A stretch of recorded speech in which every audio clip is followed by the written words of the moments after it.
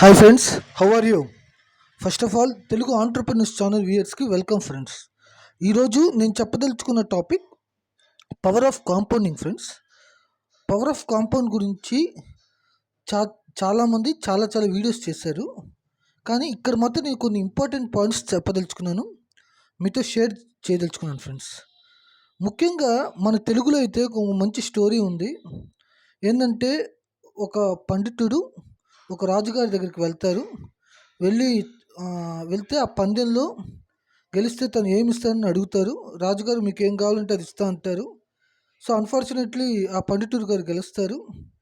గెలిచిన తర్వాత ఆయన చదరంగంలో మొదటి బాక్స్లో ఒక బియ్యపు గింజ, రెండో దాంట్లో 2 స్క్వేర్ 4, మూడో బాక్స్ 9 అటు పెట్టుకుంటూ రమ్మని చెప్తారు.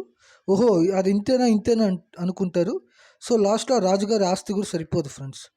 సో ఇది మనకి చాలా పురాతనమైన స్టోరీ, పవర్ ఆఫ్ కాంపౌండింగ్ అంటే ఏంటో. కానీ నా ఎక్స్పీరియన్స్లో చెప్తున్నాను, ఒక రియల్ ఎస్టేట్లోనే, ఒక స్టాక్ మార్కెట్లోనే కాదు, ఒక గోల్డ్లోనే కాదు, ప్రతి ఒక్క దాంట్లో కాంపౌండింగ్ అవుతుంది ఫ్రెండ్స్, మీరు జాగ్రత్తగా కానీ వాడితే. దానికి ఇక్కడ నేను ఒక ఎగ్జాంపుల్ చెప్తున్నాను. ఒక పాత ఇనప మంచం మీరు కానీ చిన్నప్పుడు ఒక 10 ఇయర్స్ ముందు 20 ఇయర్స్ ముందు యూజ్ చేసుకుంటే అప్పుడు ఐరన్ విలువ ఎంత ఉందో ఇప్పుడు ఐరన్ విలువ ఎంత ఉందో కూడా చూసుకోండి.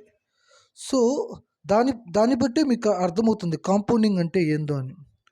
సో మనకి పర్టికులర్గా వేటిలో ఇన్వెస్ట్ చేస్తే మనకు కాంపౌండింగ్ ఎక్కువ వస్తుందో చూసుకోవాలి ఫ్రెండ్స్.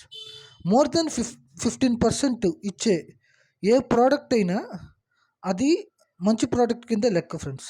సో ఇక్కడ మనం రియల్ ఎస్టేట్లో గమనిస్తే నాకు తెలిసి సిటీస్లో అయితే నాట్ మోర్ దెన్ 8% ఫ్రెండ్స్, పల్లెటూరులో అయితే నాట్ మోర్ దెన్ 10%. సో 15% ఇచ్చే సిఏజిఆర్ పర్టికులర్గా మనకు మ్యూచువల్ ఫండ్స్లో ఒక మంచి గ్రిప్ ఉంటే స్టాక్స్లో కూడా ఇన్వెస్ట్ చేసుకోవచ్చు ఫ్రెండ్స్.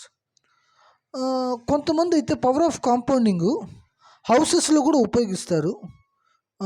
స్థలం కొని కొత్త ఇల్లు కట్టించి ఆ కట్టించిన దాన్ని అమ్మివేసి వచ్చిన అసలు ప్లస్ లాభం కలిపి మళ్ళీ రియల్ ఎస్టేట్లో కొని మళ్ళీ అక్కడ కూడా అదే చేస్తారు ఫ్రెండ్స్. సో ఇది వాళ్ళకి పవర్ ఆఫ్ కాంపౌండింగ్ హౌసెస్లో. So everything is a power of compounding అంటాను నేను.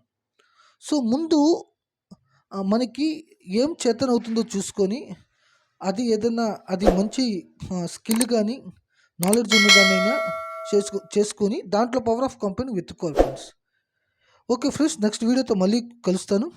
అంతవరకు take care of your wealth and take care of your health friends. Thank you.